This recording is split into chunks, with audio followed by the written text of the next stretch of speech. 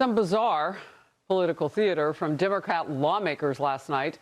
Some of them were seen making faces. Others were yelling or sitting in frosty silence.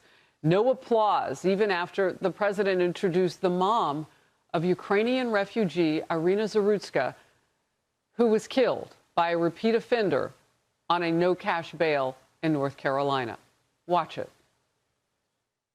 Last summer, 23-year-old Irina was riding home on the train when a deranged monster who had been arrested over a dozen times and was released through no-cash bail stood up and viciously slashed a knife through her neck and body.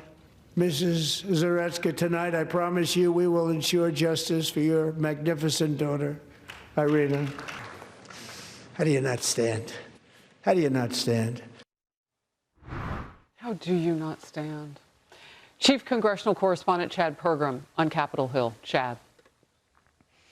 Well, good morning, Harris. It was a raucous scene at times last night. Heckling and catcalls directed at the president appeared to be the Democrats' true response to State of the Union. At one point, the president declared that Democrats were, quote, crazy. You should be ashamed of yourself not standing up. You should be ashamed of yourself. They're blocking the removal of these people out of our country, and you should be ashamed of yourself. For the second year in a row, security officials removed Texas Democrat Al Green. Green brought a sign which read, "Black people aren't apes." Republicans tried to yank the sign away from Green as he left the chamber. The president has depicted former President First Lady Obama as apes. And if you tolerate this level of racism, you perpetuate it. I refuse to tolerate it. On some issues, it's better to stand alone than not stand at all. Minnesota Democrat Ilhan Omar and Michigan Democrat Rashida Tlaib heckled the president. Omar shouted, quote, "You have killed Americans." One Democrat was disgusted with the behavior of his colleagues. Respect the office, regardless who's in that. And now for me, it's like now when half the people in my party haven't showed up, and then some of them have chosen to just yell and say and scream during all of it, I just don't think that's what we want. Now, House Speaker Mike Johnson called out Omar and Tlaib. He said their antics were, quote, outrageous.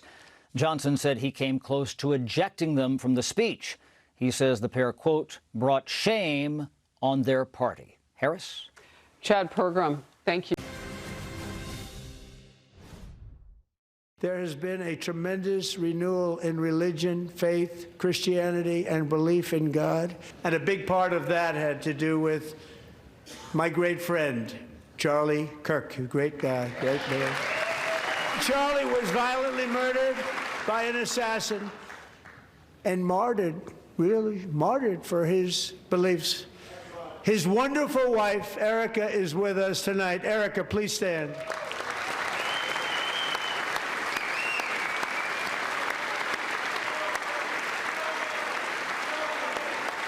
Thank you, Erica.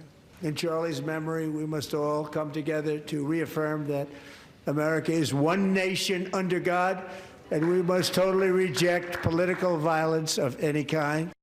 It was one of the many emotional moments from last night's State of the Union address when Turning Point CEO Erica Kirk stood up as President Trump paid tribute to the late organization's late founder and her husband, Charlie Kirk.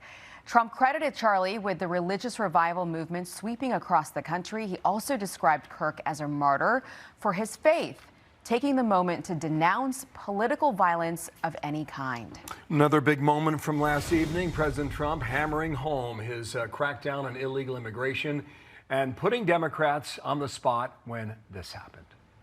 I'm inviting every legislature to join with my administration in reaffirming a fundamental principle. If you agree with this statement, then stand up and show your support. The first duty of the American government is to protect American citizens, not illegal aliens. Isn't that a shame? You should be ashamed of yourself not standing up. Well, some already suggesting that that moment you just watched could come back to haunt them come November. What about all that with the Vice President, J.D. Vance, who now joins me live. And, sir, thank you for your time. After a late night last night, you're back at it today, and appreciate you coming on. Good morning to you. Good morning, guys. Thanks for having me. So the New York Times, about that moment, says, stand up with one maneuver, Trump tries to box in Democrats. The president's ploy changed the energy inside the House chamber. At that point, would have been a mostly dutiful State of the Union address morphed into full-blown political theater. You and Speaker Johnson are only one of two people, in addition to the president, who have the same line of sight with his view. And when that happened, what did you see on the right side of the room? Well, I saw a couple of things, Bill. First of all, obviously, most Democrats didn't stand up or clap. And what a shame that is. What a sad commentary that is on the Democratic Party, that the idea that the American government should stand for American citizens, not illegal aliens, that shouldn't be controversial, but apparently it was to the Democrats. But I will say, Bill, something that I saw that probably most TV viewers didn't see was really the cowardice, because there were a few Democrats who sort of politely clapped. They didn't want to stand up. I guess maybe they were worried about being primaried by the far left fringe of their party. But they were all looking around. They weren't actually saying, you know what, I'm going to stand and support this because this is a common sense, obvious statement. They were all looking around for cues from their colleagues because they didn't have the courage to stand on their own. And that, more than anything, Bill, is the saddest commentary on the Democratic Party, that not only will they not stand for the idea that Americans should come first, they won't even have the courage of their convictions. They lean on the person to their left and their right rather than actually have some conviction. That is unfortunately what's true about Democrats in Washington today. Well, it is being talked about a lot about how many Democrats chose not to go last night. Senator Fetterman, a Democrat from Pennsylvania, last hour said on our program that the State of the Union address has changed forever. Have you given that much thought? I really have. I mean, a couple of things, Bill. First of all, it was a celebration of America in a very unique way. I'd never seen in a State of the Union address where you have all of these great people coming in. You know, the guy who flew the Chinook helicopter in the Venezuela mission coming in, being awarded the Medal of Honor, and then a 100-year-old Korean War veteran being awarded the Medal of Honor at the same time. You had this poor girl who was assaulted by illegal aliens who managed to survive miraculously. All of these stories, normally you hear one or two stories. It was a constant, invigorating reminder of how great our country is through the stories of these great Americans. I think that is fundamentally a difference, and I don't think that we'll ever go back.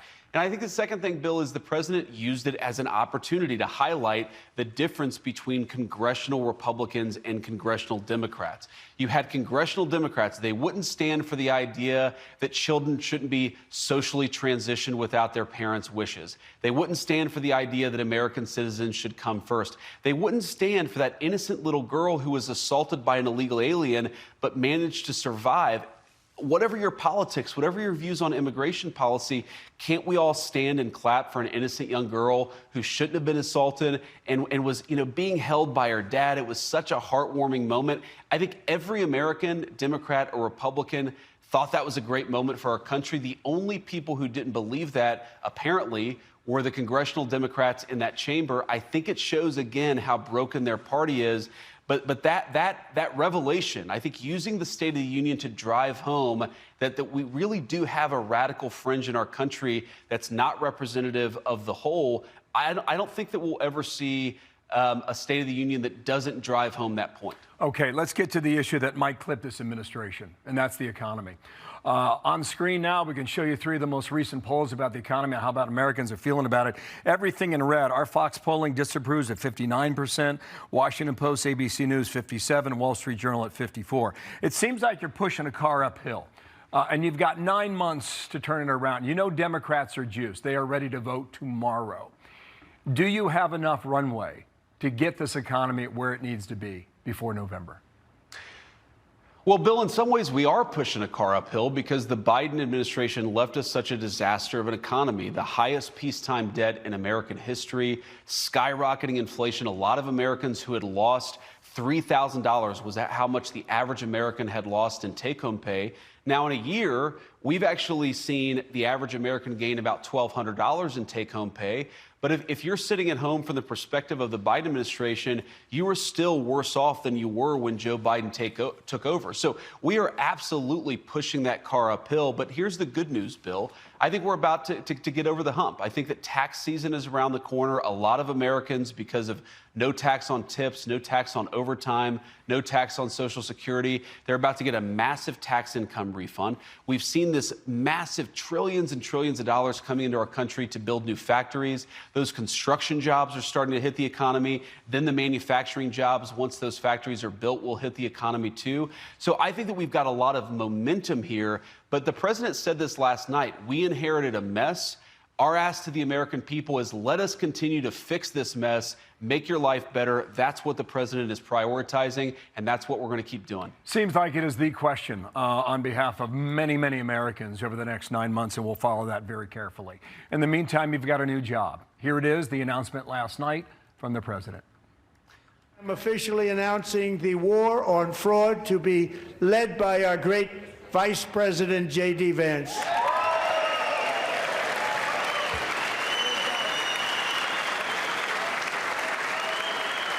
He'll get it done.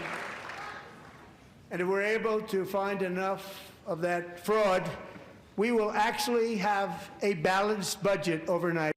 So here are some of the allegations. California, $8 billion in suspected COVID fraud. Minnesota, 19.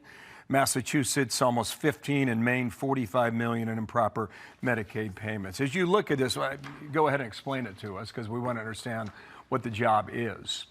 And what do you think the number is? Well, I don't know what the top line number, Bill, is, and I think that's unfortunate that nobody has ever tried to take a systematic look at how much fraud there is in the federal government.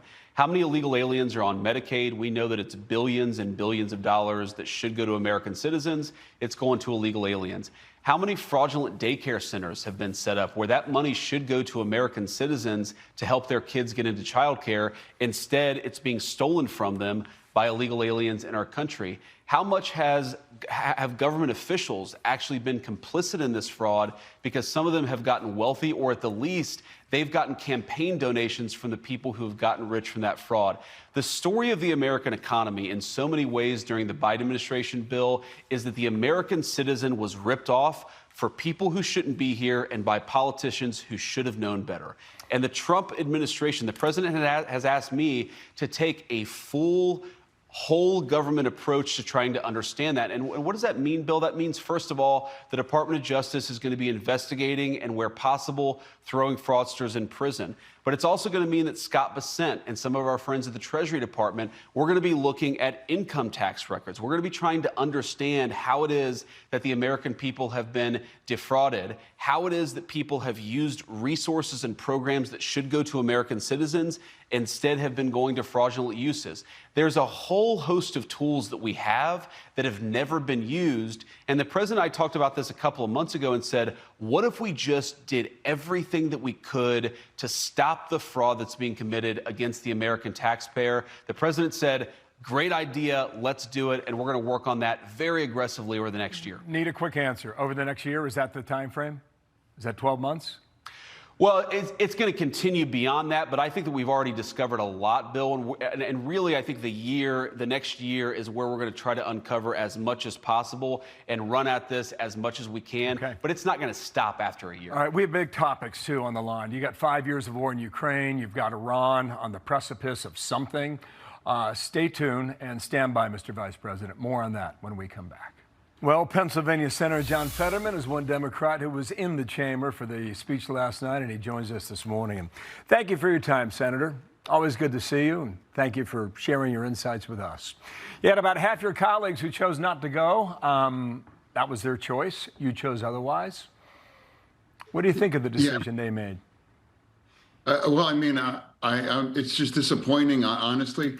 I mean, I think that's sad that I think half of my colleagues didn't show up. I mean, that's not a judgment, but for me, it's like, so for me, that's, I think show up. You don't have to clap for everything. You don't have to agree with anything. I think we're in a different place right now where it's now people not even going to show up or doing other kinds of alternative things. So for me, that's, I think so. Yeah, that's interesting. Do you think the State of the Union address has changed for good now? Oh yeah, absolutely. I mean, now it's the constant kinds of yelling and screaming and holding up signs and for doing all these things. I don't care if it's a Republican or Democrat as a president. Just don't do that. Don't do that. Respect the office, regardless who's in that. And now for me, it's like now when half the people in my party haven't showed up, and then some of them have chosen to just yell and say and scream during all of it. I just don't think that's what we want. And I don't believe, as a Democrat, I think like dancing frogs really moves the ball for us as a party either. On that first point here, here's some of the moments. You had Ilhan Omar out of Minnesota, Rashida Tlaib out of Michigan, and just watch here for our audience. That is why I'm also asking you to end deadly sanctuary cities that protect the criminals and enact serious penalties for public officials who block the removal of criminal aliens. In many cases, drug lords, murderers all over our country, they're blocking the removal of these people out of our country, and you should be ashamed of yourself. That exchange obviously went to immigration and enforcement and DHS funding. I saw an email thread last night where you shook the president's hand. I believe it was on the way in, and it suggested that you were the only Democrat who did. Is that true? I do believe that's true. And now for me, I'm not going to yell or do that. Again, regardless who the president is I think that's been lost now here for our nation to do that.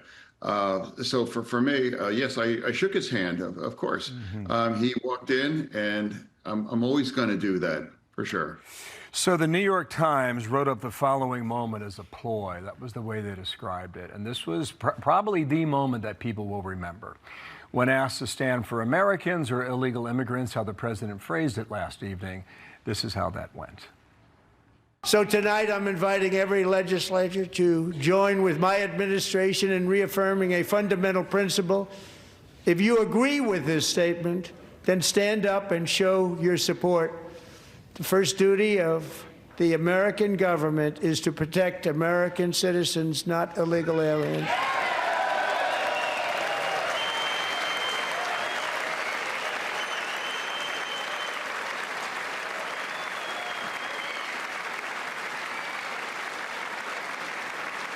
Isn't that a shame? You should be ashamed of yourself not standing up. So, Senator, to you, do you consider that a ploy as you look back on that 12 hours later? And if I may, did you sit or did you stand for that moment? Well, for me, I never checked to see what the rest of people in my party would stand up and clap for. I clapped with a lot of those things that it seemed like others. Like I stood up and I clapped to recognize the family that lost their daughter, the Ukrainian girl that was stabbed to death, in North Carolina. And I stood up and I clapped that political prisoner from Venezuela, how you can't celebrate those kinds of things. And now I also celebrated all the veterans that were in the audience as well, too. And even more the political things like Erica Kirk. I stood up and I clapped for her as well, too. Now, here, can't we just be more kind to a widow? I mean, we just shouldn't be that long ago that a widow, with young children has her husband murdered, how we can't just acknowledge that as well, too. Wow. Whether white people would attack her, whether the left or the right either. So I'm always going to stand up and clap for things that I agreed with like striking the Iranian, sites now for me. I never worry about who's standing up or clapping. If I see it, I'm going to. If I don't agree with it or whatever, I'm certainly not going to yell and scream and disrupt the whole thing. Well, I don't mean to speak for them, but I know they appreciate that and seeing that in the chamber. Sir, last question. It is not common, but you don't always wear a hoodie. You wore a suit last night. How did that feel for a change of outfit, even if it was just for a couple hours? Oh, yeah. Well, I mean, it's I have more hoodies than suits, but of course, I'm going to show up. I'm going to respect the speech. I'm going to respect the event, and I do think we all should, regardless. We can agree to disagree on things and respect that, and do some of the things that it's turned into, unfortunately. Senator, thank you for your time. Hope you come back real soon, okay? Because the stock market has done so well, setting all those records, your 401ks are way up. Yet half of all of working Americans still do not have access to a retirement plan with matching contributions from an employer. Next year, my administration will give these often forgotten American workers, great people, the people that built our country, access to the same type of retirement plan offered to every federal worker.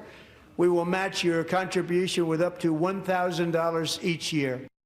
Very interesting policy proposal last night from President Trump, and it could impact more than 50 million American workers who right now do not have employer retirement plans like a 401k that many people get from their companies. So these are pocketbook issues, a big focus of the State of the Union last night.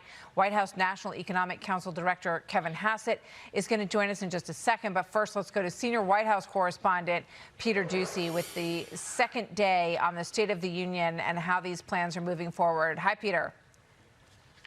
Martha, good afternoon. President Trump is now talking to the people who are watching, who have been telling pollsters over the last couple months they don't feel like the economy is turning around. First, the president is doing that by setting up newborns for financial success. Tax-free investment accounts for every American child with modest additional contributions. These young people's accounts could grow to over $100,000 or more by the time they turn 18. Think of it. How much money is that for somebody that started with nothing? Over 100,000, could be much more than that.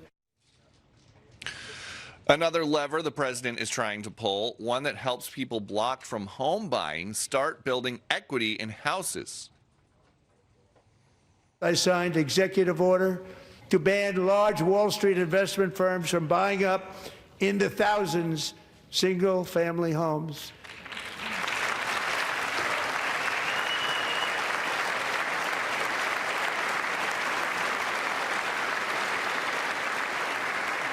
And now I'm asking Congress to make that ban permanent, because homes for people, really, that's what we want. We want homes for people, not for corporations. Corporations are doing just fine. Forget any of that, though. Some progressives think they'll win over more hearts and minds, hopping and ribbiting like frogs, because they correctly point out these frogs live in the swamp. Okay. Good evening. This is amazing. Tonight, I defy Trump and his authoritarian project by standing in joyful, radical, peaceful resistance with the Portland Frog Brigade.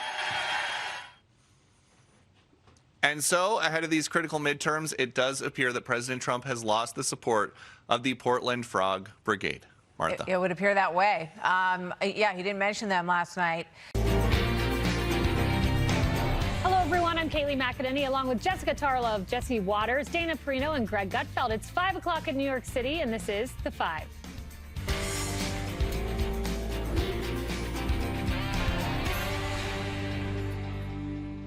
While our president packs a punch, Trump came out swinging in his first State of the Union address of his second term, taking a blowtorch to left-wing policies and the Democrats who support them as well.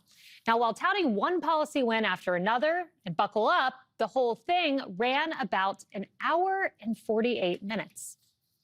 Our nation is back, bigger, better, richer, and stronger than ever before. This is the golden age of America. Today, our border is secure. Our spirit is restored. Inflation is plummeting. Incomes are rising fast. The roaring economy is roaring like never before. And our enemies are scared. Our military and police are stacked. And America is respected again. They caused and created the increased prices that all of our citizens had to endure. You caused that problem. You caused that problem. They knew their statements were a lie. They knew it. They knew their statements were a dirty, rotten lie. But here was the biggest moment. President Trump sending the squad into a frenzy by simply asking the Democrats to stand for this. If you agree with this statement, then stand up and show your support. The first duty of The American government is to protect American citizens, not illegal aliens.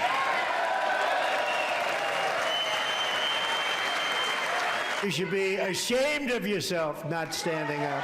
You should be ashamed of yourself. They're blocking the removal of these people out of our country, and you should be ashamed of yourself. And it gets worse for the Democrats. They would not even stand for this 80-20 issue.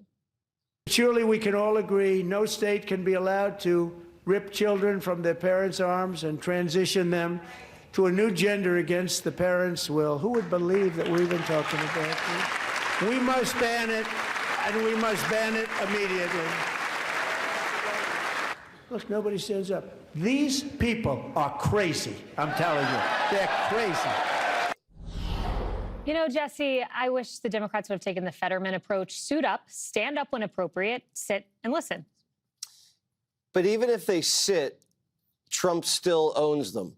I love State of the Union Trump. I think it's better than Rally Trump, better than sit-down interview Trump, even better than GG's show Trump. This guy owns this format because there's a physical division right in the middle of the chamber. So he creates a moment and then exploits the moment to get a reaction from the Democrats, and the reaction proves his point.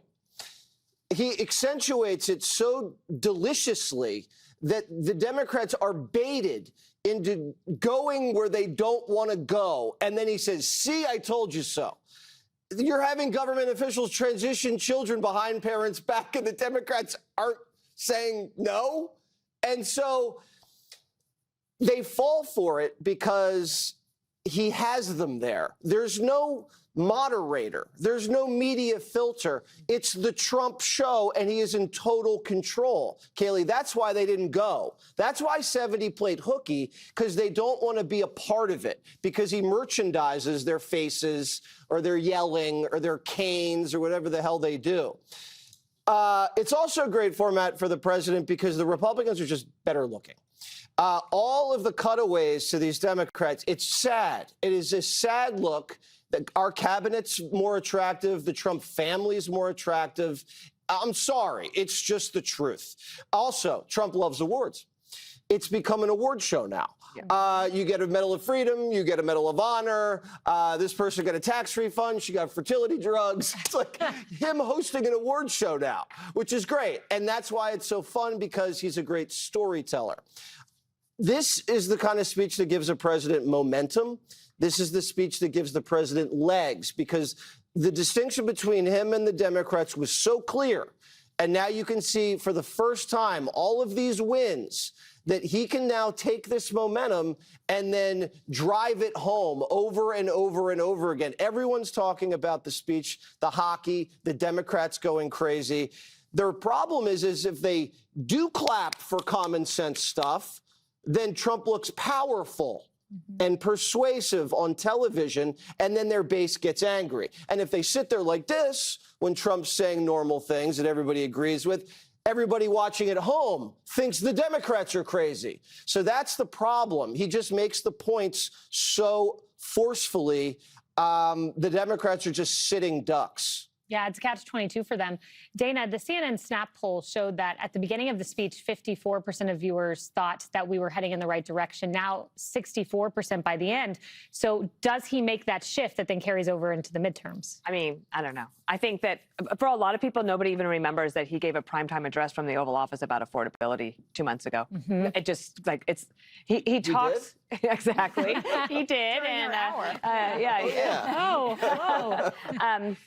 but for tonight, for a few days, for maybe momentum going forward, for ideas, like, there wasn't a lot of legislative ideas put forward, and that was fine. What he did do is he spotlighted people rather than policies so much. The policy, of course, sprinkled in, but that doesn't make for a good show. And what did make for a good show was, like, actually seeing the people who he generally seems to care about, keep in touch with, want to help through their grief, or want to celebrate for their accomplishments, and bookending it with our B block is going to be about the hockey team, and we're going to get there. But then at the end, you have the 100-year-old man who is getting the Medal of Honor from Medal of Freedom, excuse me, I think it was a Congressional Medal of Honor, right? And the First Lady is going to provide him with that. I also thought it was quite remarkable. You had this Venezuelan political prisoner who comes in, surprises his niece, and then they leave. It's like, and he says, have a good time. So yes, it did become a little bit of a show. I don't know how long it lasts in terms of the good vibes. Because what really matters after a State of the Union, I believe, is the follow-through. So the cabinet now has a lot of work to do. So he gave them a few things that were of suggestion, like on prescription drugs, for example. So can you go out and sell that? But I think the big thing that they're going to continue to talk about is the big, beautiful bill. That was the one big, huge piece of legislation that is starting to take hold now, and people will really start to see that in April when the tax returns start to come in, and they will be bigger than they have been before. And you really can't win the midterms in February. You have to kind of assess that more in like April or May. Yeah, and no tax on tips, no tax on overtime. That will all be very telling. You know, one moment that will last, and I can assure you, Jessica, because Republicans will make it last, is when this statement was made, the first duty of the American government is to protect American citizens, not illegal aliens. Stand if you agree with this. Why didn't Democrats stand? Well, I think to Jesse's point that they didn't want to play into the Trump show, and you're between a rock and a hard place. And I was thinking about if I was in that room, my quads would have gotten the most insane workout because I'd be like halfway between standing and sitting. And I mean, I think the State of the Union has far less impact than it used to. I mean, these things happen, and as Dana said, then we kind of move on past them. I mean, the last State of the Union for Joe Biden mattered a lot because it was the proof of life video, right? So we had that for a little bit. But in general, it was kind of any other night, which I think is why so many Democrats felt like they had leeway to go and do something else. And Leader Jeffries said that that was fine. I think that we should institute a rule that any guest of either party, as long as it's not a totally partisan pick, you stand for them and you applaud. If it's someone who served the country, if it's someone who something terrible happened to them or their family, no matter what the president has said about them, like there was no reason that President Trump had to lie about who killed that poor Ukrainian refugee on the North Carolina train, said that she was killed by someone who's here illegally. She was killed by an American citizen who was from Charlotte, North Carolina. That's unnecessary, but that family deserves applause, no matter what's going on. And I think that we should institute that. In terms of Jesse's analysis of the evening, there are a lot of people who did not feel the same way. The Navigator Research was doing dials throughout the whole thing. President Trump went out there, went through his greatest hits, and did not do what his advisors had hoped that he would do, which is to say, I feel your pain. This is a work in process. We've had some wins, but there's more to do. So they showed that the dials went down when Trump mentioned the golden age, that prices are down, America is winning, tariffs, which are just a big illegal tax on American consumers. CNN did their poll of the State of the Union viewers, which you mentioned going up 10%. That was tilted plus 13 Republican, but they only 38% had a very positive reaction to it. That's less than Trump got in his 2018 State of the Union, 41% for Biden in 2022, 48% for Obama in 2020 and 2010, then 48% for Trump in 2018. Lots of lies, about the amount of investment and what the costs are doing, more Americans working today, et cetera. But the most important thing that he said, and Democrats are laser focused on this, is that he said Democrats cheat. The cheating is rampant in our elections. Their policy is so bad that the only way they can get elected is to cheat. That is laying the groundwork for subverting a free and fair election. He's already said, I'm sending ICE to the polls. They're going to have poll watchers. There are teams of lawyers. I thought there wasn't going to be an election. That's what Gavin Newsom said. It doesn't, Jesse, it just doesn't matter. It will be a January 6th. Yeah, you're right. Redux. If it's it close, doesn't matter. We're going to have the midterms. Democratic. Right, but if it is close, if it is not the 30 seats that some people think it is possible, if it's just a few seats, Mike Johnson held Congresswoman Grijalva out of her seat for 2 months. Right. He was an architect of January 6th. You think that man is going to seat these people when Trump is out there saying now that we can only win if we cheat? It's why we need voter ID. And I think you're taking him out of context. No, I'm not. It was talking about the SAVE Act. Greg, I want to get to you, but he was about passing the Save America Act. He was laying the groundwork for that. Greg. Yeah, I was just checking on something. I don't know if Trump lied about the killer of Irina. I'm not sure about that, but at least we know that he knew her name. I can't remember what. Everyone was upset about that. That was not. I'm talking about Lakeland Riley. You know, remember what did he call her? Lakeland. Lincoln Riley. Yeah. The only reason why you guys know about these victims is because we have to throw it in your face, and you notice it when he makes a mistake. Oh my God, he lied about the heinous killer. Oh, who's the villain here? I have to give credit where credit's due. At least these Democrats, you know, showed up. There were 70, like Jesse said, that were missing. I don't know where they were, at a Red Roof Inn playing, I don't know, quarters with Kamala. But they work for us. Yeah. That's their job. Like, what else do you do? You know, oh, they have other things. You know, they see enough of Trump. BS, man. That would be like me skipping the 5 because I found out Shannon Bream is in for Dana. You know, it's like, just because I don't get along with somebody doesn't mean I just like skip. Oh, I'm not going to do the show because of. No, I get paid to be here. That's actually. The fact that they think they can do that shows you how little respect they have for the American people. It was almost 2 hours long, this thing. I felt like Trump is like a maitre d' at a restaurant who is so proud of the specials that he's going to go through them no matter whether you like. I got the veal scallopini. I got the lobster thermidor. I got the quail surf and turf. If you need to lose some weight, we got the Cobb salad. In Ilhan, we have some goat on the menu. He's just proud of everything. And this is the consequence of having so many successes. It's easier just to have 1 or 2, or in Biden's case, have none and just lie. But he's had a mind-numbing amount, whether it's the crime, the border, economy, foreign policy. It's incredible. The equation for me is simple. The angrier and more sullen the Dems are, the more effective and successful Trump's policies are. It's almost like watching that carnival game where you take a large mallet and you hit the lever and it rings a bell. It's like anything Trump says, his success is measured by this explosion of envy and resentment that you see on the other side. That every instance, Dems become like the villain in the climax of a movie where the hero saves the town and gets the girl. The evil conspirator is glaring from a police car window. Sometimes at the end, he'll smile and go, you know what? Maybe he is right after all. But they never will. Trump's figured out the secret sauce. If you want to do America right and own the libs, just succeed. Because the Dems hate your success and will reveal their dark hearts by not applauding the good things you do. So you help the country, you own the libs. It's like a win-win. I have to point out Ilhan Omar.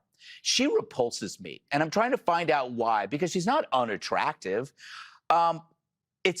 She has an unusual amount and kind of anger. Mm-hmm. She has no right to that level of rage in the United States of America, the country who gave her corrupt ass a new life. It's not like she's a homeless Vietnam vet who can't get services and should be enraged at the government. She should be kissing the ground she walks on instead of spitting on it.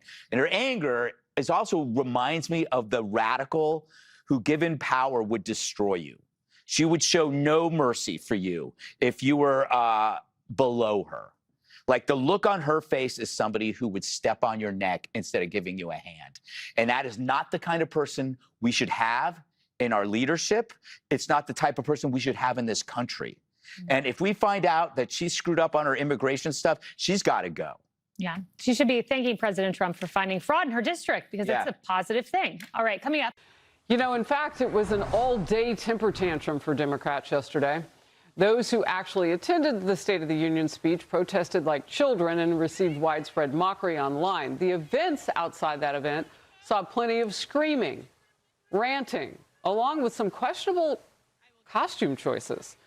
Some people were dressed as members of the anti-ice Portland Frog Brigade. And of course, they came as animals, making an appearance at a so-called State of the Swamp gathering. Meanwhile, the scene was no better at the People's State of the Union, where attendees were treated to this performance from former MS Now host Joy Reid. Get your ears ready. Do we have the bleep ready?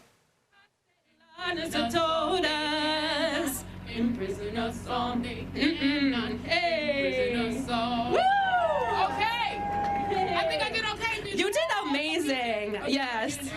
You get an A. All right, so that was the clean part of the program. Some of it had a lot of cuss words. Power panel now. Jeremy Hunt, Veterans on Duty Chairman and retired Army Intelligence Captain. And Jose Aristimuño, Democratic strategist, with us today. Great to see you both. Jose, I'm just curious who they represent when they do that. I know it looked like those two women were having fun, but in protest, 71 or more Democrats didn't even show up to the president's speech last night.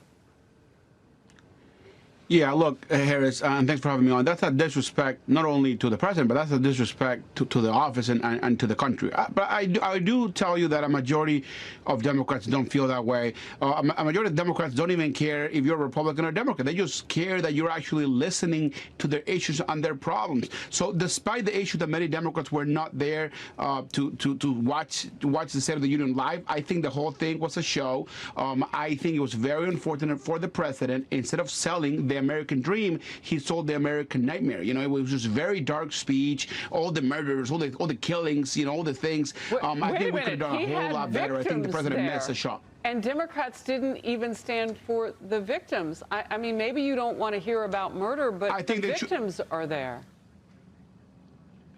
They should have done it. They should have 100%. I'm with you. They should have stood up. I think that was the moment that they should have shown sympathy. But I think we face a whole lot of different problems. We got to remember that the economy, Harris, it's in the ground. People can't pay their rent. People are not getting paychecks. I mean, people are getting out of jobs. It's horrible. And the president continues to blame the Biden administration. Folks, I got news for you. Joe Biden is no longer the president of the United States. Donald Trump is. So it's time he's got to get his act together. And I can tell you the winning strategy is what the governor of Virginia is doing and what the governor of New Jersey is doing, where they're talking to the American people and saying, I hear you. We got to go back to the middle of the ground politics. That's the winning strategy.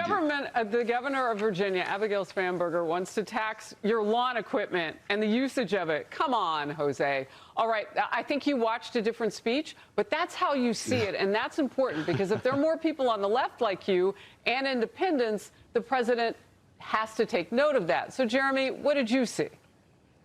Yeah, well, honestly, my question for all the radical left activists and folks who thought they were going to do some counter-programming last night and were on stage with the inflatable frogs and all this nonsense, what did you think you accomplished last night?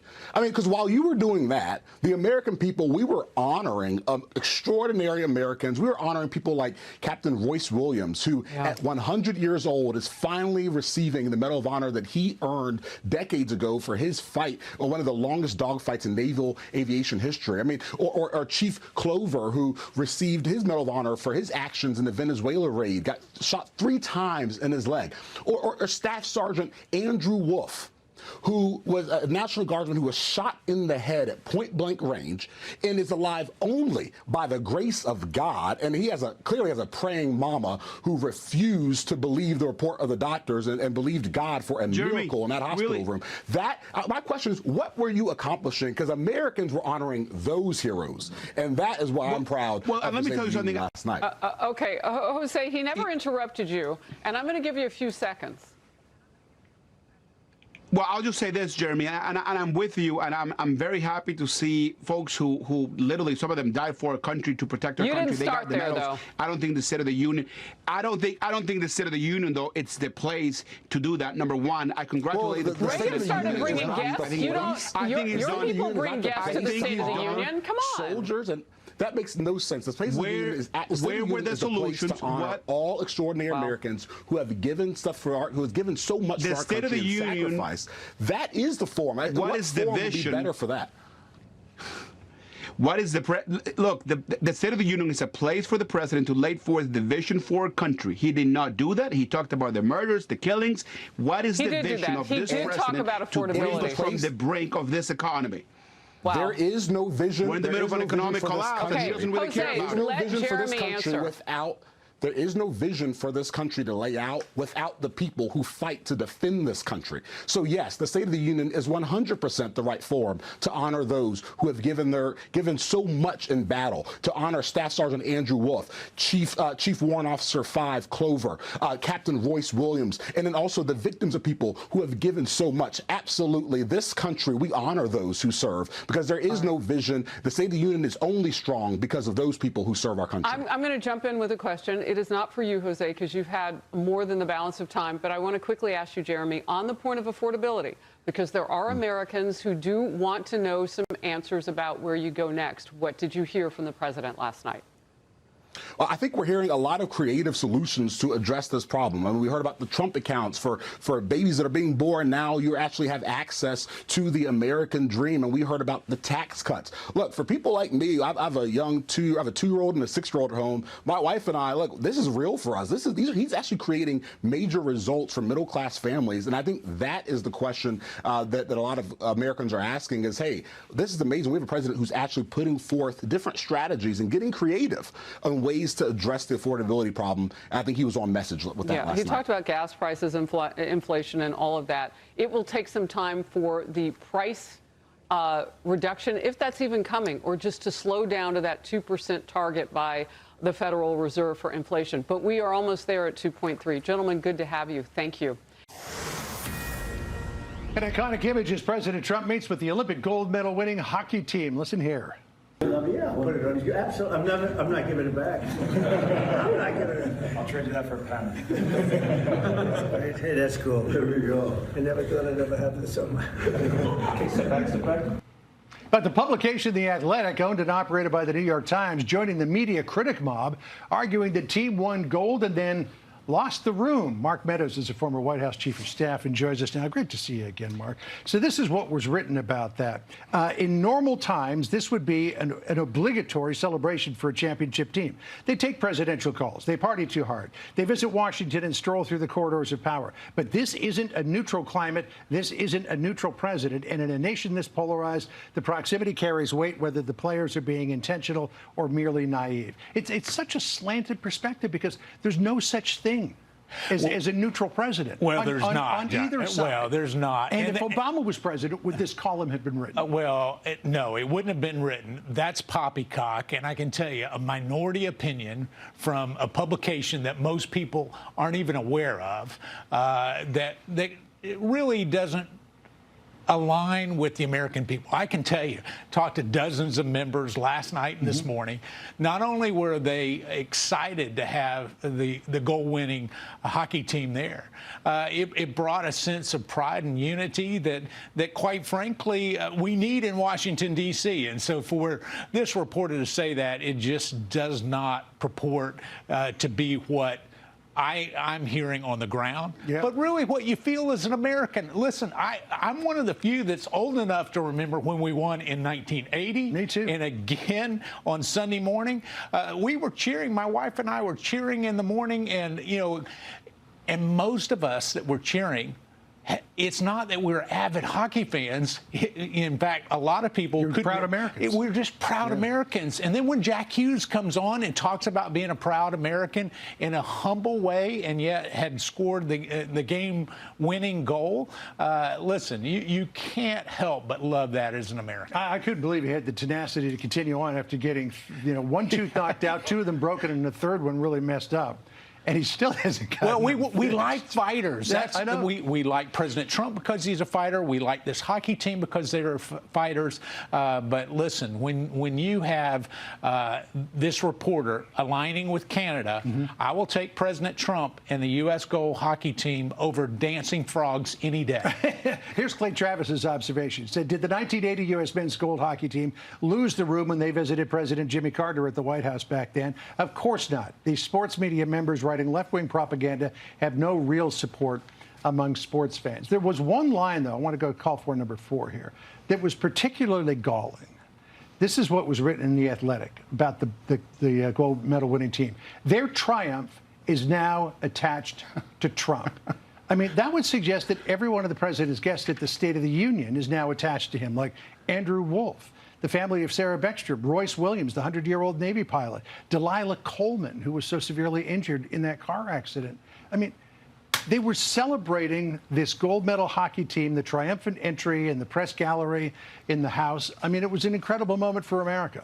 It was, and it still is. And so we're not going to allow this few words jotted down in a report affect the way that we feel about America and about this hockey team. But here's the other key point. When you start to look at all of this, this is all about trying to have a leftist, radical left agenda to go after President Trump and anything that he does, even when it comes to recognizing what is great. Yeah. If it wasn't President Trump, I'm sure that there wouldn't be the controversy. I agree. I agree. Mark, great to see you. Thanks Good to so much. see you. Appreciate it. Sandra? A new lawsuit says Los Angeles Mayor Karen Bass lied about last year's devastating wildfires. Now the mayor is responding.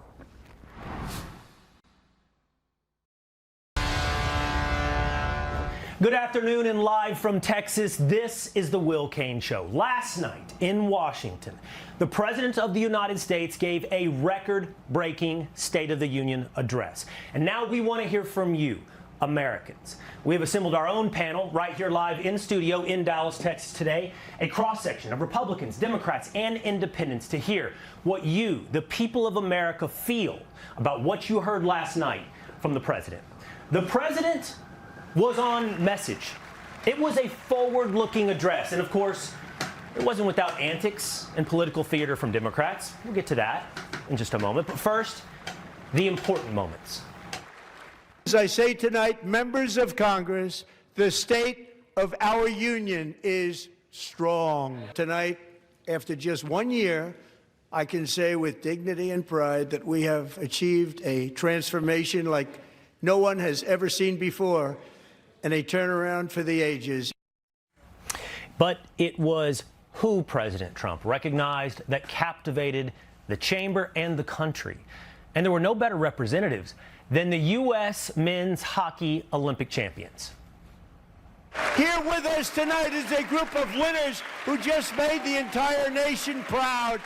The men's gold medal Olympic hockey team. Come on in.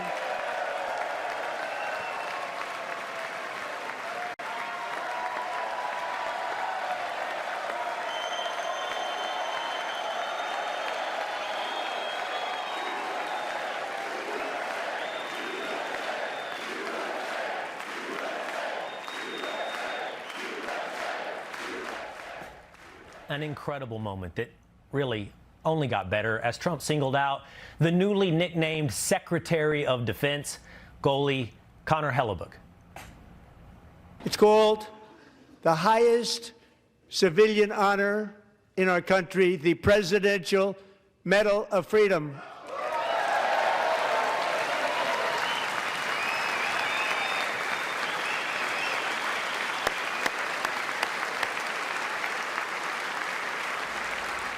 American heroism. It was a major theme of the night. Heroes like Coast Guard rescue swimmer Scott Ruskin, who saved 165 people during the deadly Texas flooding back in July. He was reunited last night with a camper that he saved and awarded the Legion of Merit. And as Molly Hemingway points out, he's pretty good looking too. I see you, Molly. We also saw Andrew Wolf, the National Guardsman who was ambushed and shot in D.C. the day before Thanksgiving, and Trump awarded him the Purple Heart. The president also honoring U.S. Army Chief Warrant Officer Eric Slover. This was the first and most detailed account we've heard of what happened in Venezuela. Slover was injured during that raid to capture Nicolas Maduro. The success of the entire mission and the lives of his fellow warriors hinge on Eric's ability to take the searing pain. It was unbelievable what's happened to his legs. I would now like to ask General Jonathan Braga to present Chief Warrant Officer Slover with our nation's highest military award, the Congressional Medal of Honor.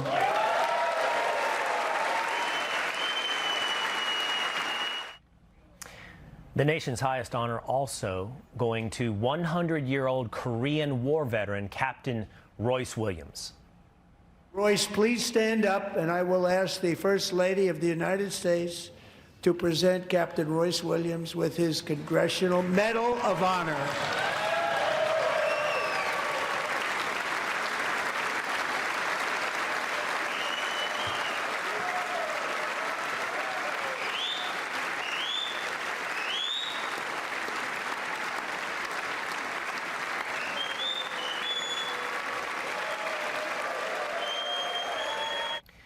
Erica Kirk was also there as a guest of the president. He honored Charlie Kirk, giving him credit for the religious revival throughout the country, while calling for an end to political violence. And there were also victims of other violence, crime. They got a similar spotlight, like the mother of Irina Zarutska, who was killed on Charlotte's light rail by a career criminal. Mrs. Zarutska, tonight I promise you we will ensure justice for your magnificent daughter, Irina.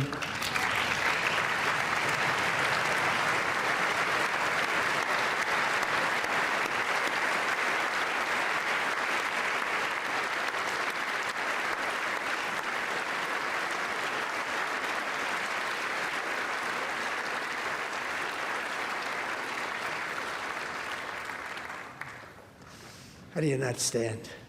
How do you not stand? That was a common refrain from the president last night, calling out Democrats for not standing. Then there are the Democrats who just didn't show up, by our count 75. Here was some of their counter-programming. No pueden encarcelarnos a todas. No pueden encarcelarnos a todas. Elsewhere in Washington, Democrats were parading around with a cast of characters that would have been familiar to Star Wars. I'm fresh out of an ICE prison in Minneapolis. I've been arrested 3 times by ICE over absurdity, over us being ourselves, over me singing songs like, "Hey, Mr. Tangerine Man, get rid of brown people for me. I'm Aryan white. There ain't no place I'm going to." If, for whatever reason, a giraffe just isn't enough animal representation, Portland's favorite inflatable protest frogs, well, they were also there. Nice appearance.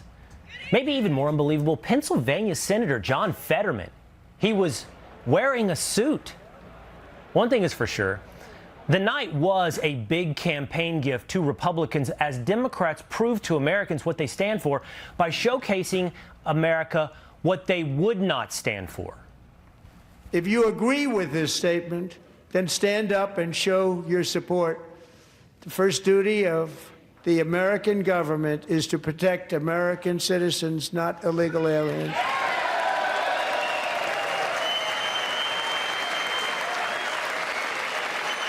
Isn't that a shame? You should be ashamed of yourself not standing up. You should be ashamed of yourself. This is, in my mind, a disqualifying exhibit of behavior from Democrats. The elected people of the United States put these office holders into place by our popular consent to do the will of the American people. They are not there to represent the people of Venezuela, the people of Ukraine, or the people of any other nation. They are there exclusively, primarily, as the top-line description of their job title to represent the people of America. And if you cannot stand and affirm that duty, you have no place in Washington, D.C. But we're here with a panel who may or may not disagree with me today to see what they thought about the State of the Union. Let me go straight to them very quickly and just ask, does anyone here today disagree with my assessment of that moment of Democrats not standing for the description of their job title as given by President Trump? Brett. Let me just introduce Brett. Brett Trussell right here is a 19-year-old college sophomore at SMU, a self-described Democrat. And I see I have some disagreement from you, Brett.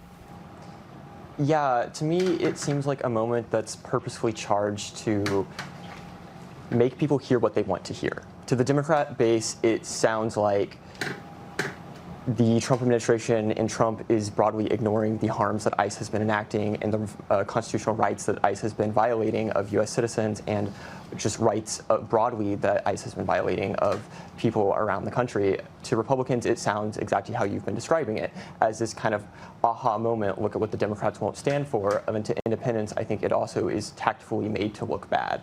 So, Brett, I totally understand what you're suggesting. I do understand that you could feel in that moment like there's a lot baked into the cosign that is being asked for. Stand if you believe X.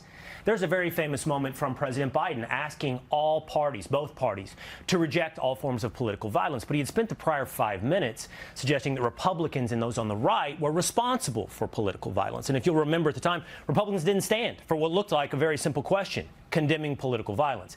But in this case, what I would have to say to Brett, or anyone else on our panel, and Chris, I would turn to you, is in this case, President Trump started talking about the crimes that have been committed on American citizens by illegal immigrants. And I don't know why an American elected representative might not be able to co-sign that and affirm their one duty to serve the American people. Well, I mean, going back to what he said, the president, he said, you know, stand if you are willing to put the rights of American citizens over, what did he say, you know, immigrants or however it was.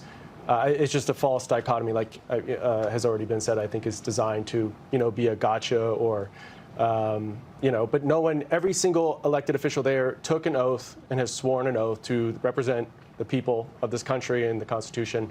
And so to suggest that that's some choice that is out there is just doesn't seem relevant. Okay. Chris Yall, by the way, is a Democrat and a corporate researcher. So both Brett and Chris, Tammy, have positioned this as it was a political stunt. It was designed to cut what will be, I'm sure, a very successful campaign ad against Democrats. But do you think there's anything deeper to the fact that they would not stand in that moment when they were describing the job of an American congressman? I do. I think it's shameful that they wouldn't I mean, what is their job but to represent us and our interests first above anything else? And to not be able to just stand for that, it's just wrong. Yeah. It doesn't make them look good. The way I viewed it last night watching it is that they gave a middle finger to the oath of office that they took. In fact, their new oath of office is oppose Trump.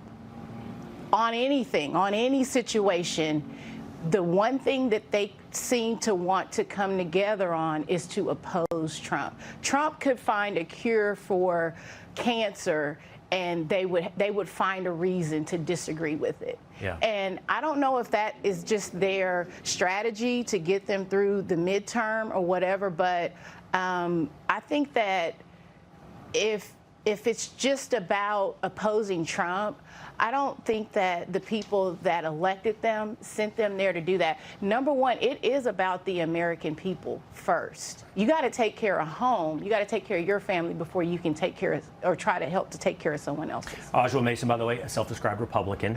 On the other hand, Jude Akpunka, you, first of all, I appreciate your service. Navy veteran, we appreciate what you've given to this country. Do you think that's a synthesis that is accurate, what we just heard from Oswald? That at some point, all of this just becomes about President Trump.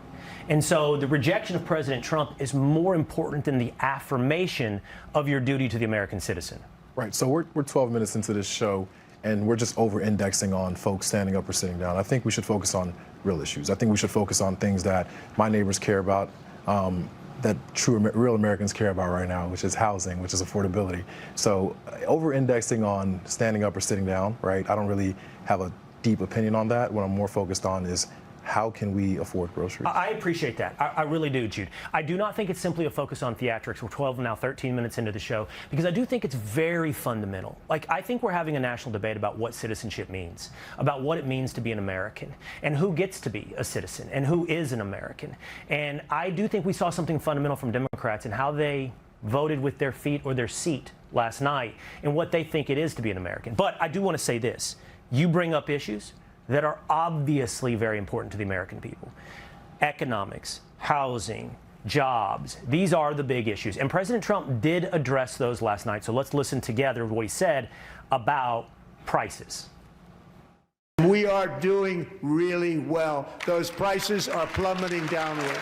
The price of eggs is down 60%. Madam Secretary, thank you. The cost of chicken, butter, fruit, hotels, automobiles, rent is lower today than when I took office by a lot. And even beef, which was very high, is starting to come down significantly. Just hold on a little while. We're getting it down. Joanne Bester, by the way, is self-described independent. What did you think of that?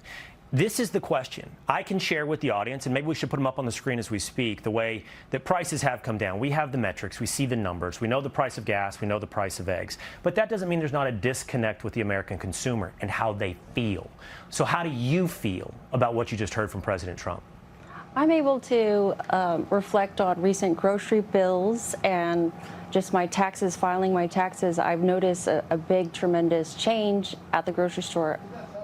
You can buy eggs, 18 eggs for under $5 at Whole Foods now, which is unheard of. Yeah, so you've seen it. You've seen it come down. Chris, I saw you jump in quickly here, though. Do you see that you feel that in your life, too, the change in the economy? I don't know anyone I think that rings really true for. Everyone I know is still, things are struggling and continue to get more expensive. Housing, childcare, healthcare, still healthcare is the number one. 2/3 of all bankruptcies in this country are due to healthcare, and I don't see a lot of moving of the needle on any of these. Well, but you don't disagree with what Joanne said. It is reflected in the numbers. We do know the price of eggs have come down. We do know the price of gas has come down. You pointed out some very important categories like housing and health care. Does it ever occur, by the way, to someone who wants to bring those prices down that the role of government seems to always do the opposite? That it is the industries like healthcare, education, and housing where the government is most involved, where the prices seem to outpace inflation? Yes. No, for me, I mean, it's usually, it's those issues, those costs rise because politicians want to put Band-Aids on it instead of tackling, structural needs and structural issues. Well, there's no doubt there's got to be structural change. The question is whether or not that requires more or less government. When the government got involved in health care and passed the ACA, it ruined it. And now you see prices so unaffordable, people cannot buy health insurance. They get involved and the price goes up. Yeah. I do want to bring in Fanu Malat. By the way, I want to thank you as well for your service. Served as a translator for us in Afghanistan. You are originally from Afghanistan. Yes. Now you work in real estate. I'm very curious about your perspective. You moved here to the United States. I believe you've been here about 14 years, roughly 12 years, yes. After serving with the American military in Afghanistan. I'm curious. You're a new American compared to the rest of us here. I'm curious your reaction to what you heard last night from the president. I think President's speech was a home run for the American family. As a Dallas realtor and also precinct chair for Dallas Republican Party, I talk to my community and clients on a daily basis. They're feeling the pain of the housing affordability and the high cost of buying a house. And I think President Trump and his team are really doing a great job, especially when it comes to mortgage rates. We're seeing the lowest in the last 4 years. And also President Trump taking a fight to Wall Street for the single-family homes. I think he's proving to the American people that the American dream is for the people, not for the Wall Street. Yeah, I understand. He talked about that last night, yes. Keeping corporate buyers out of the residential housing market, yes. Saving that market for the individual private homeowner. He also talked, and I want to do this quickly as we come around, he talked about the new Trump accounts, $1,000 for anyone born over the next 4 years over his term that will be matched and grown over the next 18 years. But the last thing on the economy that he talked about is something fairly new. He wants to offer everyone retirement contribution matches that has been held for all this time by federal government employees, opening that up to some 50 million other Americans. If we can, let's listen to this coming from President Trump. I'm announcing that next year my administration will give these often forgotten American workers, great people, the people that built our country, access to the same type of retirement plan offered to every federal worker. We will match your contribution with up to $1,000 each year as we ensure that all Americans can profit from a rising stock market. I started with a college student. I'm going to end this segment with a college student, Annie Seller, who is at TCU. part of Turning Point USA at TCU, I imagine you're far from thinking about retirement. And you might be far from thinking about Trump accounts and $1,000 contributed to a newborn child. But I do know for young people, this affordability message that we keep hearing, and probably notably on houses, is big. So are you hearing what you want from this administration on affordability?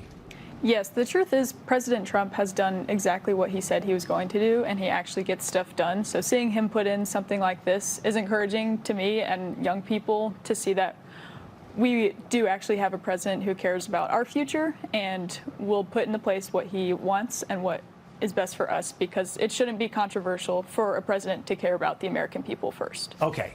I see some nods from Ajwa. I see some stank face from Chris, and that means we've got to continue this discussion. Our panel is not going to go anywhere. They're going to be with us throughout this hour. So we are happy to have you with us here today, and we're happy to have you as well. We're going to take a quick break. With that, we bring in White House National Economic Council Director Kevin Hassett. Kevin, I see you're not wearing a frog suit or jumping around on stage right now. What's your reaction when you see that? I heard you chuckle a bit. What do you make of all that effort? Yeah, I think that it goes back to some of the stuff that you ran before the break, too, where we had liberal commentators saying that the numbers were lies, the numbers were all wrong. But as you know, that whenever we have a State of the Union, first of all, nerds like me pore over every number, for weeks to make sure that everything's right. But then we post the facts on whitehouse.gov, so anybody who has a problem with any of the numbers that the president said, they can go look up what the source is. And so I think that what's going on is that people are dancing around with frogs and dancing around the facts because they don't like the facts. And the facts are that President Trump is creating a golden age. A way to think about it is that in the first 3 quarters where he's been president, the average GDP growth has been 3.2%. President Trump promised 3% growth in 2017. Everybody said he's crazy. He's already delivering that. And there are a lot of policies that are just kicking in right now. And so I think we're very, very optimistic that the golden age is here. And I think that people are already seeing it in their wallets. So President Trump mentioned last night that the average American family saw their income go up by $1,400 last year after adjusting for inflation. So let me put up some of these approval numbers. Just looking at the polls, President Trump's handling of the economy. And we've got 3 different sets here.